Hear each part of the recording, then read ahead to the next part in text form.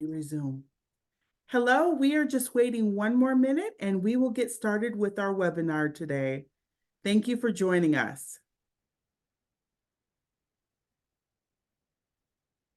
Well, my clock says it's 2:01, so let's get started. Welcome to the USDA Food Safety Outreach Technical Assistance webinar series. This grant or this webinar is funded by USDA FSOP program and is titled Empowering Minority Serving Institutions Food Safety Specialists to Write Successful Food Safety Outreach Grants Through Education, Training, and Technical Assistance. This is to support faculty and staff at minority serving institutions, as well as collaborators at minority serving institutions. This is our team. I am Angela Shaw at Texas Tech University, Armitra Jackson Davis at Alabama A&M University. We have Shannon Coleman at Iowa State University, and our grant specialist, Christine Strom. Today, we are going to talk about meaningful stakeholder involvement. What does the RFP say? And we are going to field any questions that you might have about the topic of stakeholder involvement. With that, we are going to turn off our cameras to help with bandwidth, and we are going to get started with today. Christine, take it away. All right. Good afternoon, everybody, and welcome to our discussion of what does stakeholder involvement mean, and why do we even talk about it? The USDA is not only requiring stakeholder involvement, but they're also building on this concept in order to make sure that what is done in terms of research and projects meets the needs of those that the USDA's mission is to help. So while some calls specifically ask for early stakeholder involvement, all projects are improved by showing that you actively seek the input of the people you try to benefit. A word of caution: anytime you discuss or offer stakeholder involvement in your proposal, you have to show that you've put the time and effort into building these relationships. If you just promise to involve stakeholders in the course of your project, and you've never talked to them before, you've never established any relationship, reviewers will not be in favor of what you're proposing. Next, please. So in the following slides, I will give you any number of different ways to achieve stakeholder involvement.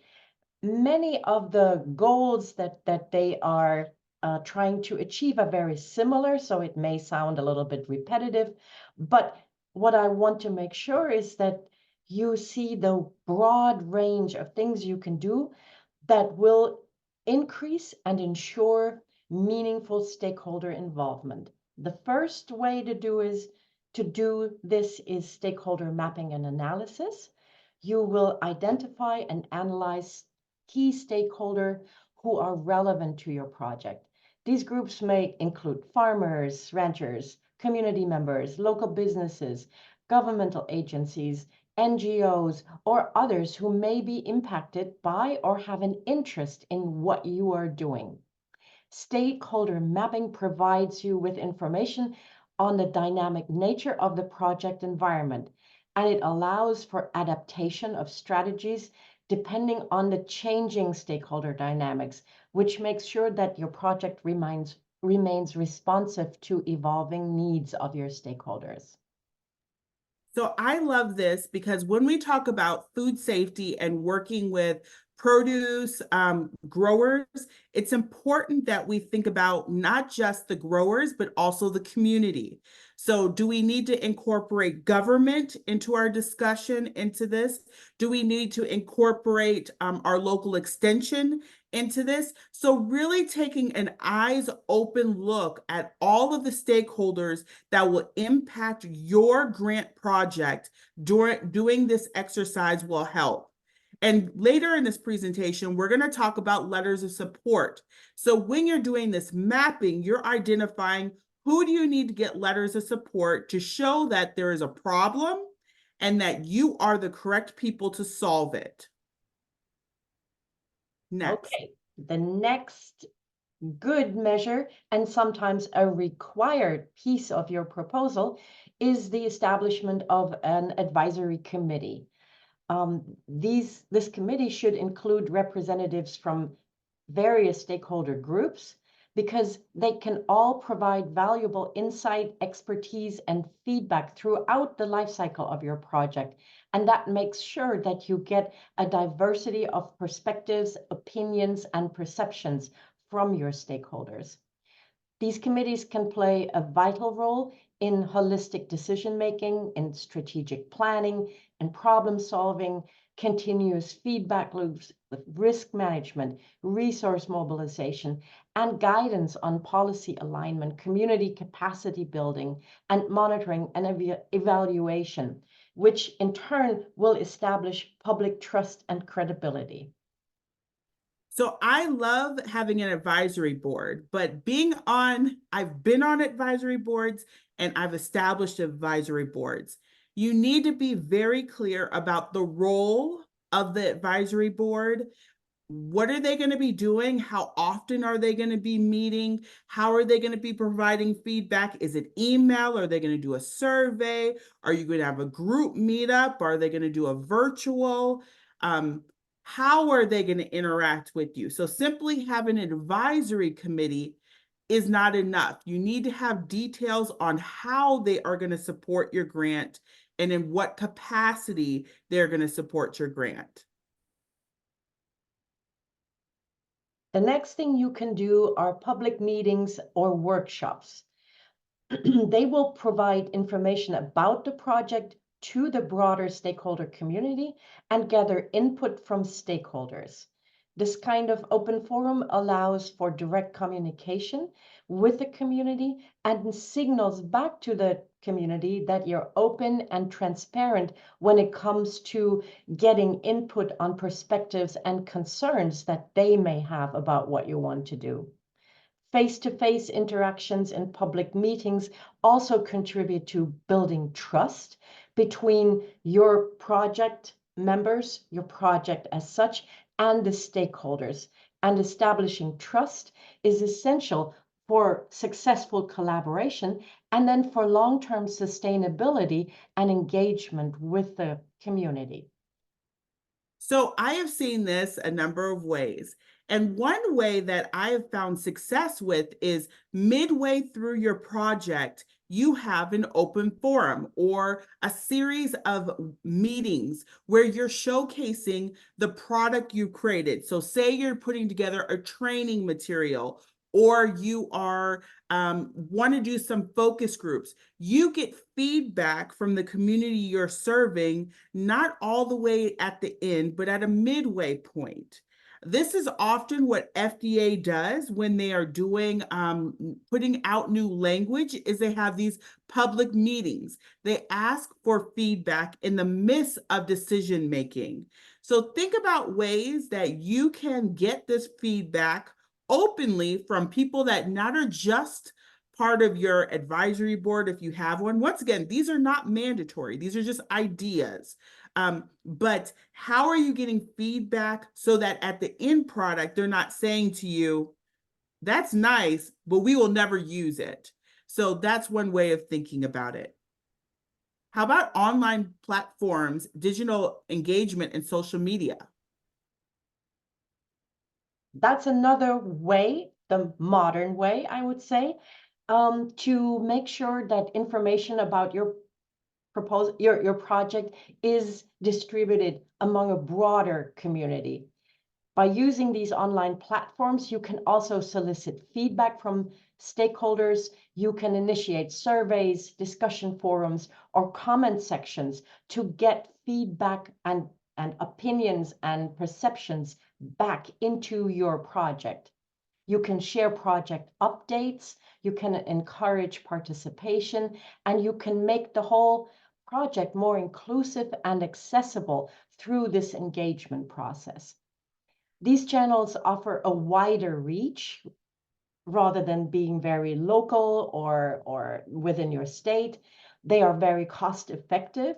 They promote interactivity and engagement and provide global accessibility, support data collection and analytics, and they facilitate the rapid dissemination of information that you have created or collected and can be used for online training and education and virtual events and conferences.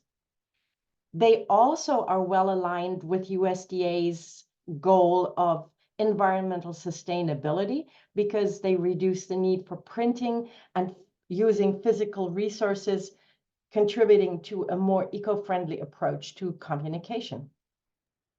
So when we talk about online platforms, think about platforms your organization might have, but what are some other organizations or platforms that can share out results for yours? So think broader into what audience are you trying to reach, and more than anything, for your grant to be successful, you need to have some matrix. How many people viewed your post? How long do they view your post? So thinking about where you're posting, are you able to get some matrix or some values that can go behind? So when I talk about I'm sharing out on these platforms, I'd like to say how many people are on that listserv. We have 2,000 growers that can be reached through this, through the newsletters or what have you, so that they realize that you are going to have a greater reach than maybe just your area. So think broader on how you can include more stakeholders, and they could give you feedback. You can also seek partnerships with agricultural organizations, industry associations, or other advocacy groups. They often have established networks and can help facilitate communication and engagement with your target stakeholder communities. They have expertise in specific areas. And partnering with them allows for you to tap into their knowledge base and benefit from their specialized skills and insights. They can play a major role in technology transfer and adoption. It facilitates the integration of innovative technologies and best practices, leading to improved efficiency and productivity. They can also be helpful in policy advocacy in both your local, state, and national levels. Partnering with them allows your project to align with industry priorities and advocate for supportive policies that will enhance your project outcomes. They can also help farmers get access to markets and enhance their market development strategies. They can contribute to the economic sustainability of your project by creating opportunities for farmers to market and sell their products. So when I think about agricultural organizations, two big things come to mind. I think of my Department of Agriculture, or maybe it's your Department of Public Health. And then I also think about my local produce association that typically has lobbying power. Most states have a farmers market, a vegetable, a fruit association that are doing a lot of these work. Or they might have, if you have a niche audience like the Organic Association, Moses is an example where you might have these partnerships where they have a reach that you can tap into and have them partners along with you going forward. I'll take on this one, Christine, give you Please. a little break. Tribal consultation. So engaging with tribal lands, thinking about tribal sovereignty, because it's a unique cultural, spiritual, historical perspective that will add. And as you know, through the University of Arkansas, they have the Tribal Center for FSMA. So thinking about, as you are thinking about your target audience, is there a place to bring in tribal partners that can enhance what you're proposing to go forward within that? So thinking about equitable contributions to resources, thinking about how they might, and not in this call, but in a lot of USDA calls, you will actually get extra points. Christine and I were just on a grant, and they gave extra points, about 10% extra points, if you were partnering with the tribal nation. So make sure you're looking at your RFP, because you could get some bonus points, review points within that. Before we move on, here Yes. in particular, it is extremely important that you establish relationships before you start even thinking about a project. Reviewers and program managers want to see that this is a co-developed, a co-designed project, that you did not go to your tribal partner last minute and say, look, I have a project here, the proposal is ready. Do you want to sign up with me? That's not how it works. That's not how meaningful stakeholder involvement works. These relationships have to be established ahead of time and nourished over time in order to be meaningful and a good resource for you during a project that should be funded by the USDA. So, extension services. For those of you who have extension programs, it's a wonderful resource to leverage what they can bring to the table. That's communication for one. They have good connections to local stakeholders all throughout your state, and collaborating with them enhances your project's capacity to deliver educational programs or just technical information and training sessions to farmers and rural communities.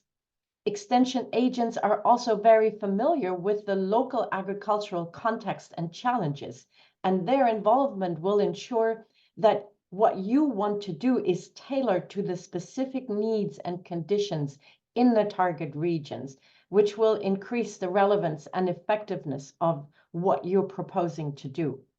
And extension services are also really good in organizing on-farm demonstrations and field trials where you can demonstrate what you are doing and what the benefits of your results are.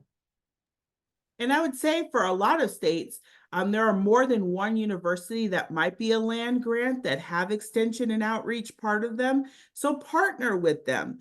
A lot of times you'll get free or low cost places to give your trainings throughout the state or region that you're trying to reach.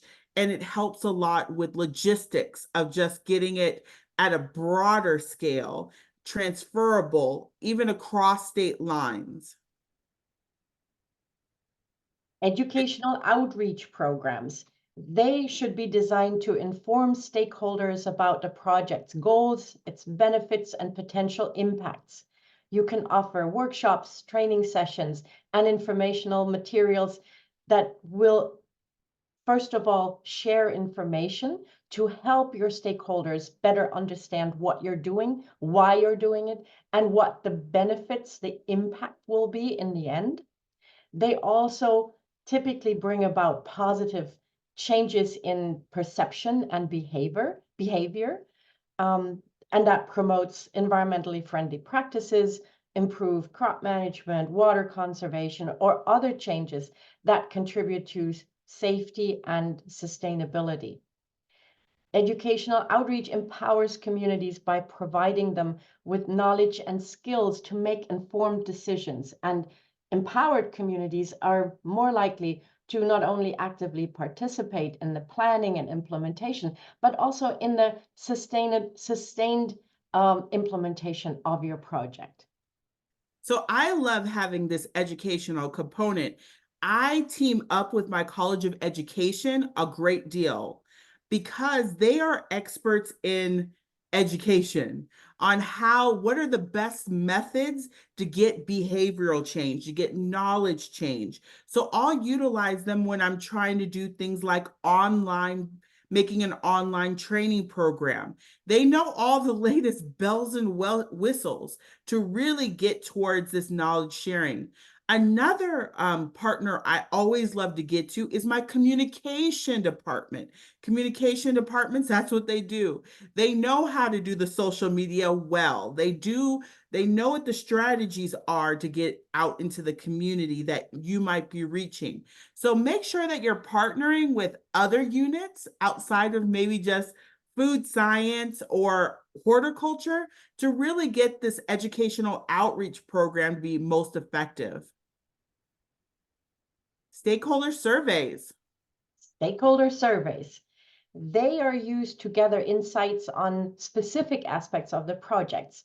They help assess community needs, preferences, and concerns, and they help you tailor your project so it better aligns with stakeholder expectations. They also give you a chance to collect quantitative data that can be analyzed, and that in turn will help with the objective assessment of trends, patterns, and correlations, providing you with a solid foundation for project evaluation and reporting. They can also provide baseline assessments, providing you with a point of comparison or a benchmark for later evaluations. That helps you as the project manager to track changes over time and measure the impact of your project. Surveys also contribute to a culture of continuous improvement. By regularly asking for stakeholder feedback, you have a chance to adapt strategies, address challenges, and enhance project design and implementation to ensure better outcomes. And what I always like to say is this is preliminary data. This is you showing that there's a demand or a need. Now, some people think, oh no, this grant is due in February. How am I going to do a stakeholder survey? Well, there's simple ways you can do it. If you have a set population and maybe you have a few trainings coming out, you can have a simple survey to say, what are your top needs? And be able to document that. Now, a better solution is to think ahead of schedule and say, let me do a survey of my population and in their own words, determine what their needs are and display that. You might need human subject approval for this step, but a lot of times you can have exemptions if you're not asking for names, addresses, and phone numbers. Be consistent in communication updates. By giving your stakeholders regular updates, you promote transparency, you build trust and credibility, and you reflect to your target community that you're open for their input.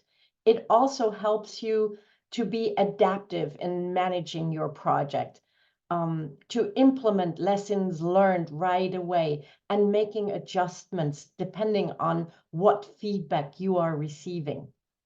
By maintaining open lines of communication, you can address issues and concerns in a timely manner, and you can make sure that any challenges or problems do not escalate, and you can ensure a smooth continuation of your project activities. Through regular updates, you can gain a deeper understanding of stakeholder needs and expectations, and that is crucial for tailoring your project to better meet the specific needs of the community that you're targeting. And with this, in the RFP, you are required to have a communication plan. So part of this FSOP, you have to have a section that addresses how you're going to communicate with the regional centers, but how are you going to communicate with your stakeholders? So thinking about now all these different methods you might do so that you can have this transparency now. Community meetings and focus groups. This is a participatory approach that allows for more in-depth discussion and provides a platform for your stakeholders to express their opinions. It actively engages community members, and by involving local stakeholders, you ensure that the project is informed by the needs, priorities, and perspectives of those directly impacted. In other words, you're not doing something because you think this is meaningful and important, but you're informed by the needs of the people for whom you are actually performing this project. They facilitate two-way communication between organizers and community, and sharing insights and asking questions helps them understand better what you want to do and gives you an opportunity to address potential concerns. They also contribute to a sense of ownership within the community. When they actively participate in decision-making, they're more likely to take ownership of the project and its outcomes and provide sustainability of the outcomes of your project. And I would encourage this always to be around the middle point, or maybe even at the beginning point. If you feel like you have a good sense of the needs of your community, that's great. But maybe there's a midpoint where you say, we are going to have these surveys, we're going to have these community members, we're going to get some feedback, and you write that as a task. We just recorded the work plan, and that could be one of your tasks. You're going to get feedback at that point to see if you're going to move forward, if you need to make edits, even before you're doing a full pilot of your project. Local and regional engagement. You have to make sure that you tailor what you want to do and your strategies to local and regional context. You have to recognize the diversity of agriculture across different regions and engage with the stakeholders in ways that are culturally sensitive and relevant. And that will be different in different regions of the country. This will ensure that your project is tailored to the specific needs and challenges of the communities within the project area. This contextual relevance enhances the effectiveness of your project activities.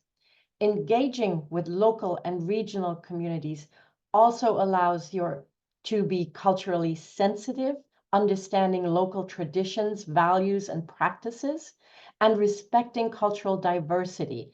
And that is particularly important when you work with minority producers or farmers that are still steeped in different sets of cultural norms and expectations.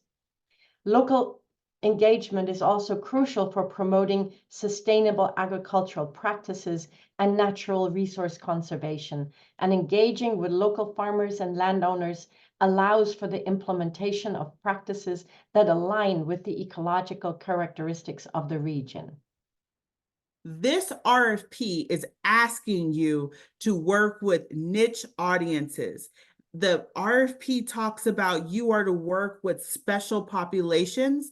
And I wrote an article called Lumping and Dumping: The Problems of Extension When People Lump Groups of People Together and Not Appreciate the Uniquenesses, the culture, and the people you're serving.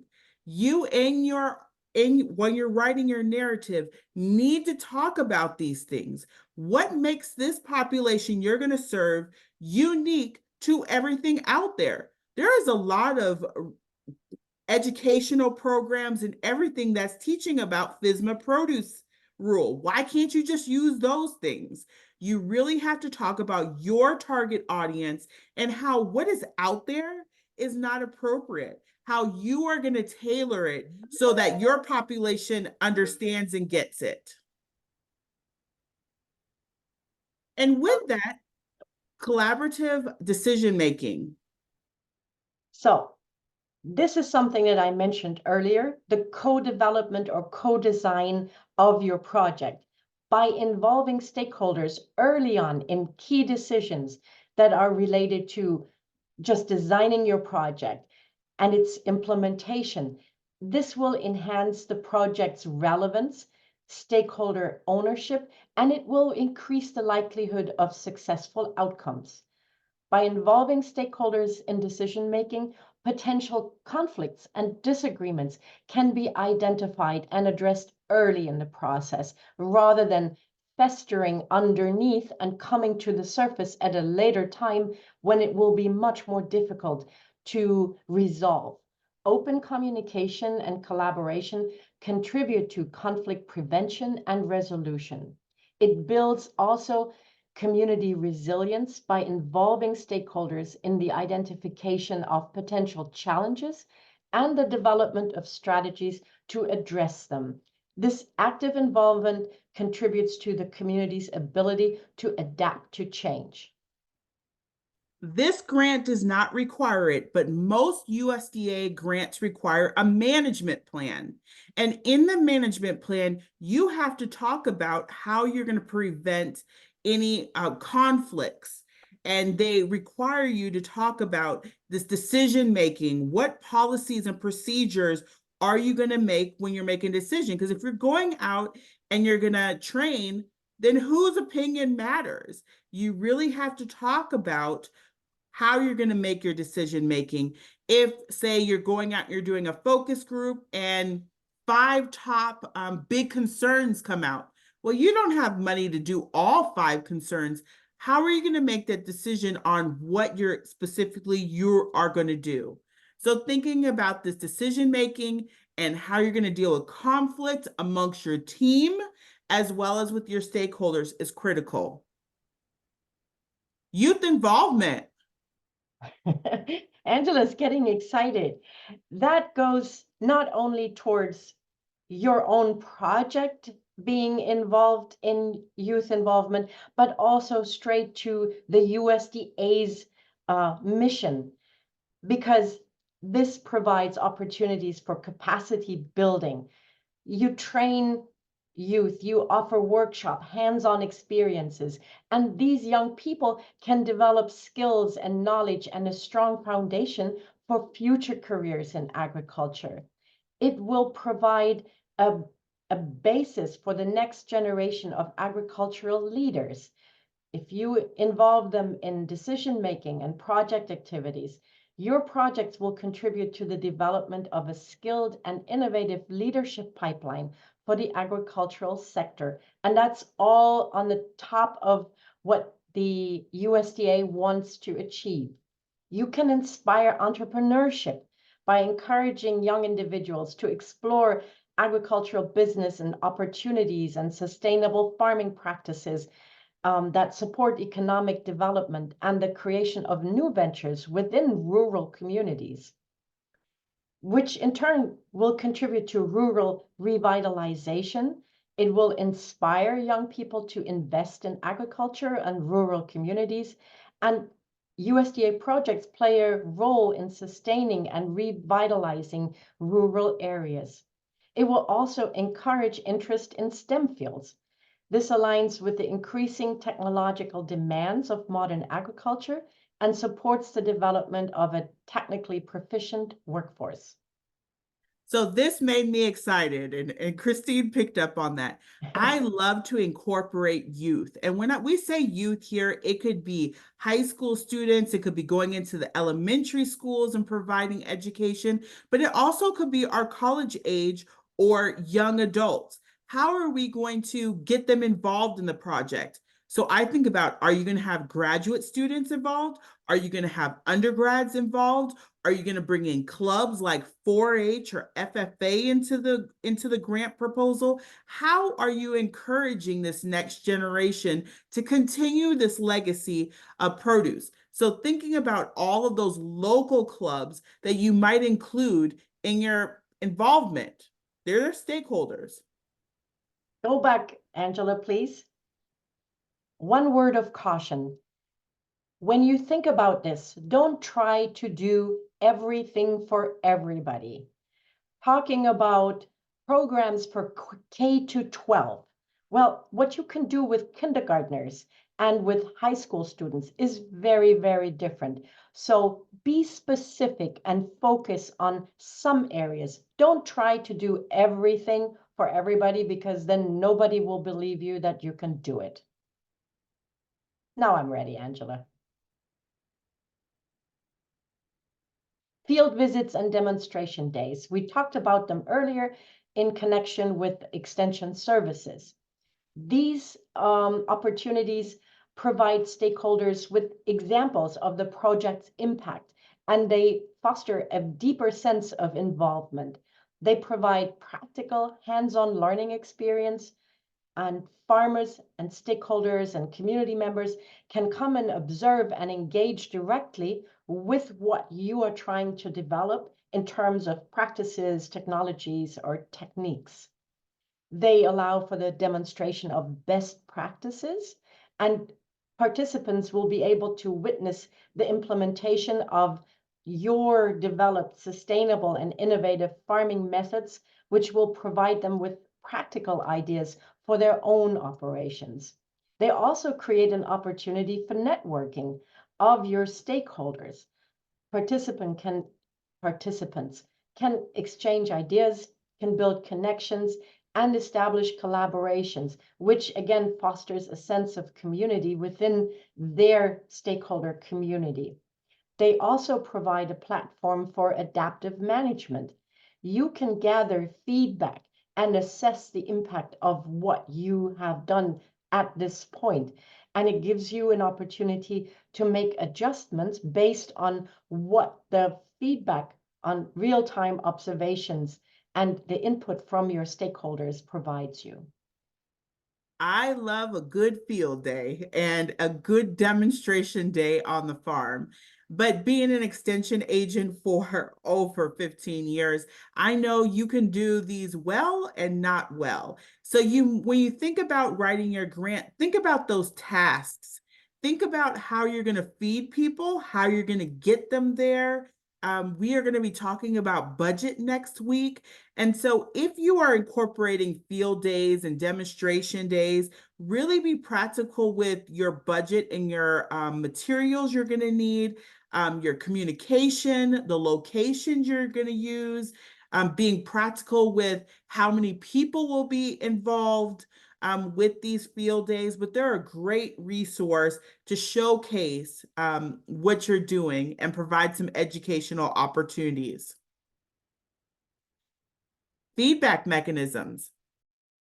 Establish feedback loops for your ongoing project evaluation by regularly assessing the effectiveness of your strategies, and by incorporating lessons learned, you will continually improve stakeholder involvement.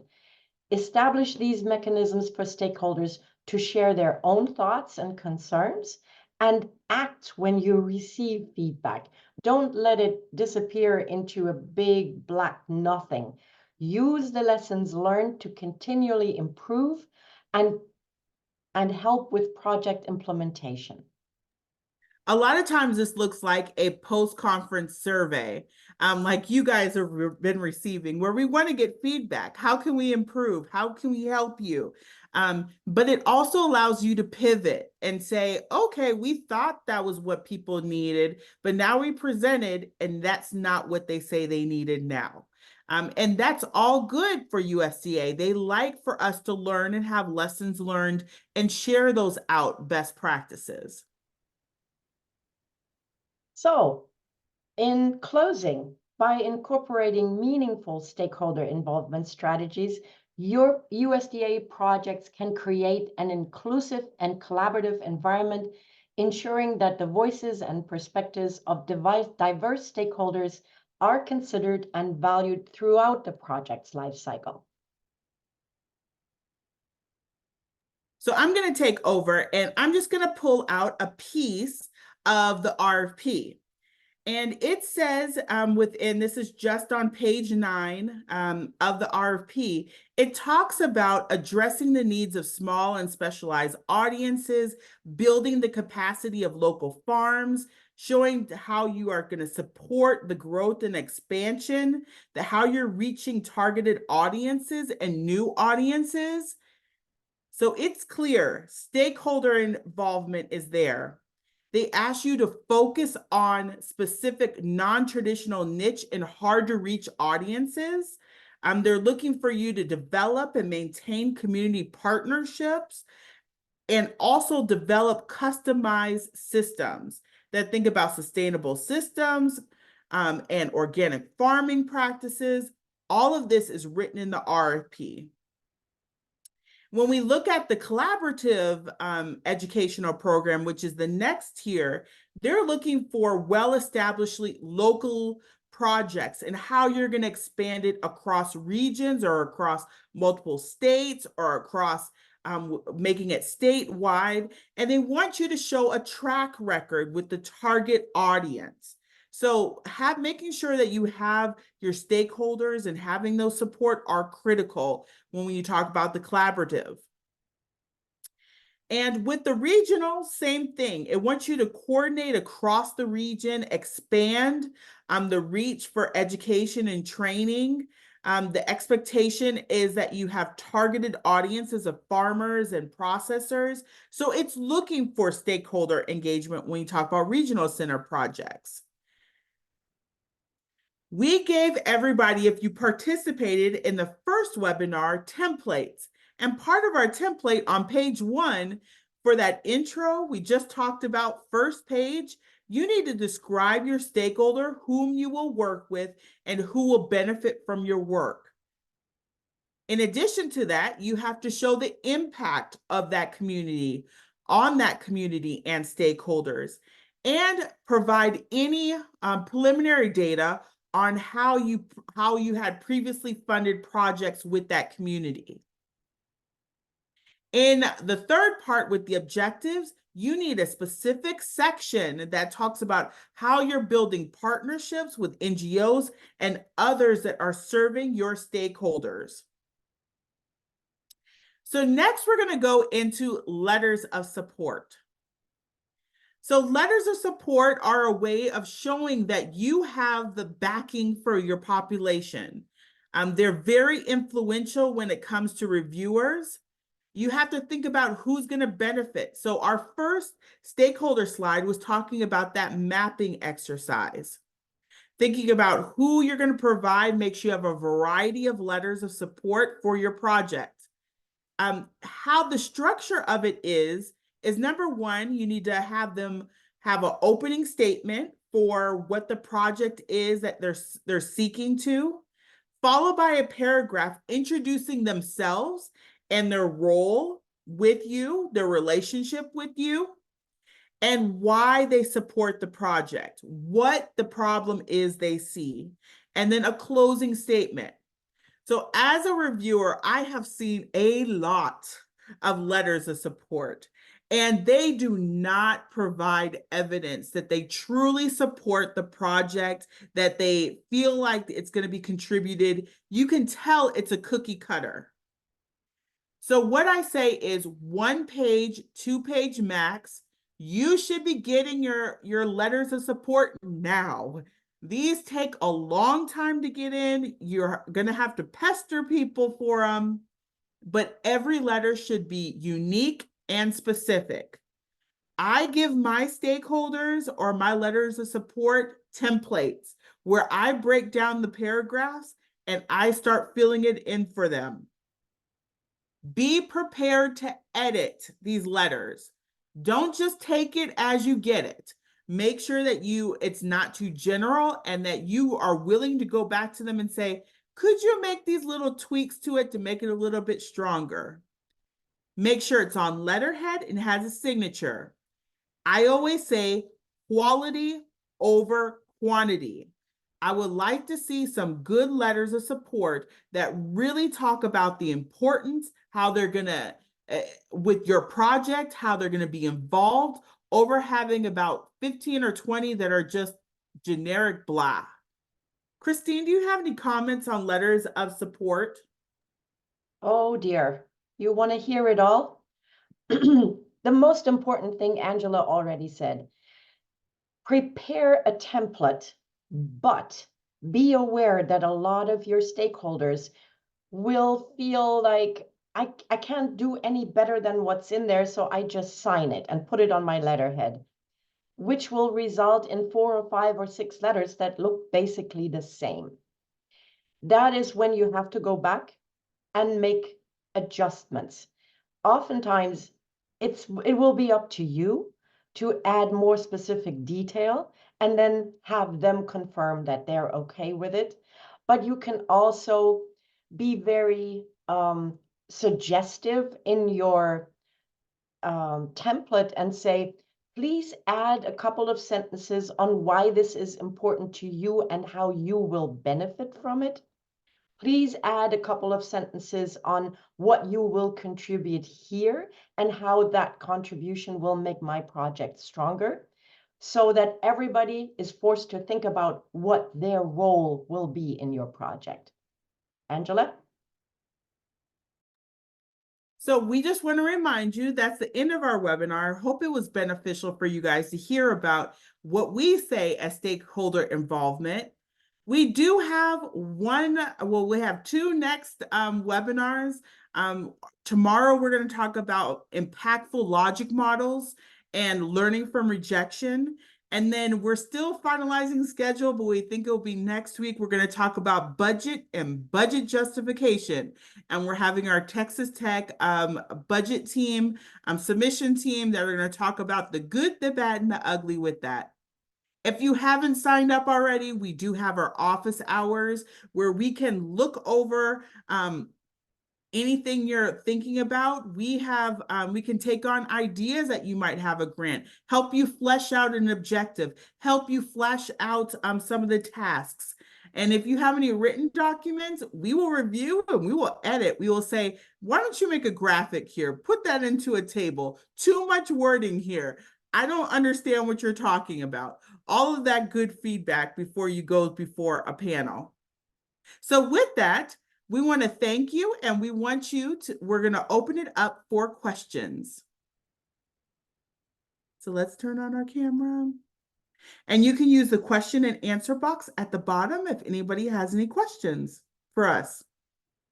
And we hope you do.